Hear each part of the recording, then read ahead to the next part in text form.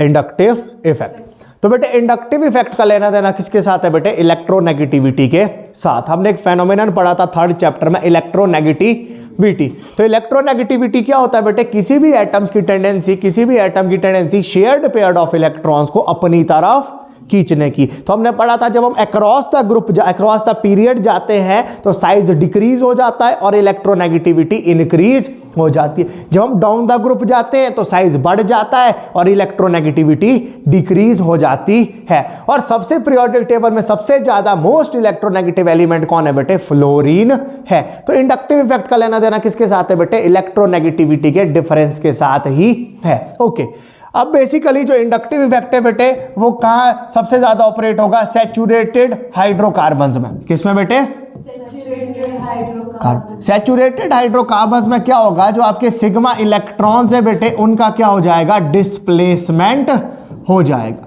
ठीक है, जो आपका सैचुरेटेड हाइड्रोकार्बन है, बोले तो जिसमें कार्बन कार्बन के बीच क्या होगा बेटे? सिंगल बॉन्ड होगा। तो उस कार्बन चेन में क्या हो जाता है? इलेक्ट्रोनेगेटिविटी के डिफरेंस की वजह से जो सिग्मा इलेक्ट्रॉन्स है उनका क्या हो जाता है बेटे? डिस्प्लेसमेंट हो जाता है। तो जो सिग्मा इलेक्ट्रॉन्स का डिस्प्लेसमेंट हो रहा है उसको क्या बोला जाएगा? इंडक्टिव इफेक्ट बोला जाएगा। जैसे एग्जांपल देता हूं बेटे, मान लो ये होगी मेरी कार्बन चेन।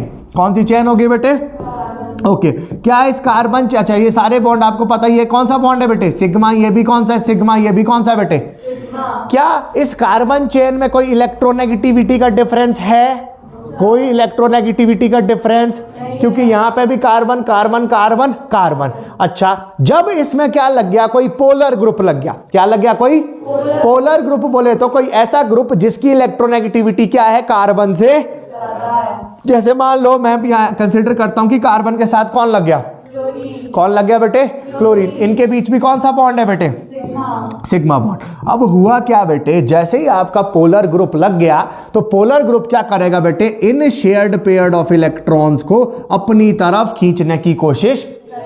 ठीक है, जो ये पोलर ग्रुप है ये क्या करेगा? शेयर्ड पेयर ऑफ इलेक्ट्रॉन्स को अपनी तरफ खींचेगा बेटे, क्योंकि क्लोरीन की जो इलेक्ट्रोनेगेटिविटी है वो होती है ज्यादा और कार्बन की इलेक्ट्रोनेगेटिविटी होती है कम। तो क्लोरीन की इलेक्ट्रोनेगेटिविटी ज्यादा, तो शेयर्ड पेयर ऑफ इलेक्ट्रॉन कौन खींचेगा बेटे?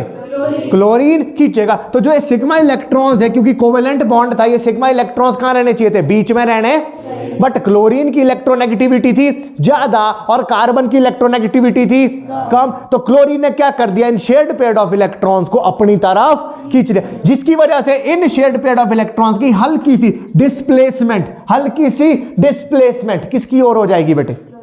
क्लोरीन की तरफ हल्की सी क्या हो जाएगी बेटे? डिस्प्लेसमेंट हो जाएगी। क्लियर बेटे? तो जब डिस्प्लेसमेंट होगी तो क्लोरीन के चारों तरफ इलेक्ट्रॉन डेंसिटी क्या हो जाएगी? बढ़ जाएगी। तो इसके ऊपर कौन सा चार्ज आएगा बेटे? और कार्बन के ऊपर कौन सा आएगा बेटे? क्लियर होगी बेटे बात? अब कार्बन के ऊपर कौन सा चार्ज आ रहा है? Partial positive. मतलब इसका न्यूक्लियस क्या हो चुका है? शक्तिशाली। जब पॉजिटिव चार्ज आता है तो न्यूक्लियस शक्तिशाली हो जाता है। अब ये क्या करेगा? इस कार्बन के सिग्मा इलेक्ट्रॉन्स को कहां खींचेगा बेटे? अपनी तरफ खींचेगा। तो इसके ऊपर भी क्या हो जाएगा? Positive charge 12। बट दोनों का जो मैग्नीट्यूड होगा वो क्या होगा बेटे? डिफरेंट होगा। ये किसे खींचेगा? इससे। तो मतलब इस पोलर ग्रुप की वजह से क्या हुआ? इस पूरे जो कार्बन चेन थी इसमें क्या हो गया? इलेक्ट्रॉन का डिस्प्लेसमेंट हो गया। कौन से इलेक्ट्रॉन बेटे? Sigma electrons. सिग्मा इलेक्ट्रॉन्स का क्या हो गया बेटे? डिस्प्लेसमेंट हो गया। तो इस इफेक्ट को क्या बोला जाता है? इंडक्टिव इफेक्ट बोला जाता है। जब कोई भी पोलर ग्रुप लगाया जाएगा तो उसकी वजह से जो सिग्मा इलेक्ट्रॉन्स है उनकी क्या हो जाएगी बेटे? डिस्प्लेसमेंट हो जाएगी। जो सिग्मा इलेक्ट्रॉन की डिस्प्लेसमेंट की प्रोसेस है इसको बोला जाता है इंडक्टिव इफेक्ट।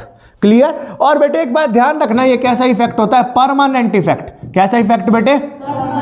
क्या इस कंपाउंड या इस मॉलिक्यूल को किसी दूसरे अटैकिंग रिएजेंट की जरूरत पड़ी? किसी अटैकिंग रिएजेंट की जरूरत नहीं पड़ी बेटे, क्योंकि जैसे इसमें पोलर ग्रुप लगा तो इंडक्टिव इफेक्ट, सिग्मा इलेक्ट्रॉन्स का डिस्प्लेसमेंट क्या हो गया? अपने आप। इसीलिए इस इफेक्ट को क्या बोला जाता है बेटे? परमानेंट इफेक्ट बोला। वेयर एज इलेक्ट्रोमेरिक इफेक्ट में किसकी जरूरत रहती है बेटे? अटैकिंग रिएजेंट की जरूरत रहती है। इसलिए वो कैसा इफेक्ट है? Temporary effect. अगर अटैकिंग रिएजेंट नहीं आएगा तो इलेक्ट्रोमेरिक इफेक्ट नहीं होगा। क्लियर बेटे? अच्छा, अब ये इंडक्टिव इफेक्ट होते हैं दो टाइप्स के। कितने टाइप्स के बेटे? तो जो मैंने एग्जांपल भी दिया, ठीक है, इसको बोला जाता है माइनस आई इफेक्ट। कौन सा इफेक्ट बेटे? माइनस आई इफेक्ट कब होगा? जब कोई ऐसा ग्रुप लगाएगा कार्बन चेन में, कोई ऐसा एटम या ग्रुप ऑफ एटम लगेगा जिसकी इलेक्ट्रोनेगेटिविटी क्या होगी? कार्बन से ज्यादा होगी। मतलब वो क्या करेगा? इस कार्बन चेन से इलेक्ट्रॉन विड्रॉ करेगा। कार्बन चेन से क्या करेगा बेटे? Electron withdraw. तो उसको क्या बोला जाएगा? माइनस आई इंडक्टिव इफेक्ट बोला जाएगा। माइनस आई कब? जब कैसा ग्रुप लगा होगा बेटे? इलेक्ट्रॉन विड्रॉइंग ग्रुप लगा हुआ होगा। ठीक है। वेयर एज नेक्स्ट दूसरा कौन सा इफेक्ट होता है बेटे? प्लस आई। प्लस आई में क्या होगा? अगर कौन सा ग्रुप लगा होगा? Electron donating. इलेक्ट्रॉन डोनेटिंग सिर्फ कौन सा ग्रुप होता है बेटे? से मेनली एल्काइल ग्रुप होता है। कौन सा ग्रुप होता है बेटे? अच्छा, मान लो ये हो गया कार्बन, ये हो गया सिग्मा इलेक्ट्रॉन्स बेटे, ठीक है। और यहां पे लगा है मान लो एक एल्काइल ग्रुप CH3 लगा है ना बेटे। अब देखो कार्बन और हाइड्रोजन में क्या इलेक्ट्रोनेगेटिविटी का डिफरेंस। तो कार्बन किसे खींचेगा? कार्बन किसे खींचेगा? कार्बन किसे खींचेगा? तो कार्बन के चारों तरफ इलेक्ट्रॉन डेंसिटी क्या हो जाएगी? तो ये किसको डोनेट करेगा? इस वाले कार्बन को इलेक्ट्रॉन डोनेट। मतलब इसमें इस केस में क्या हुआ? जो सिग्मा इलेक्ट्रॉन जो कार्बन चेन थी इसको क्या हुआ? इलेक्ट्रॉन मिल गए। बट यहां पे क्या हुआ? कार्बन चेन के इलेक्ट्रॉन किसी और के पास चले।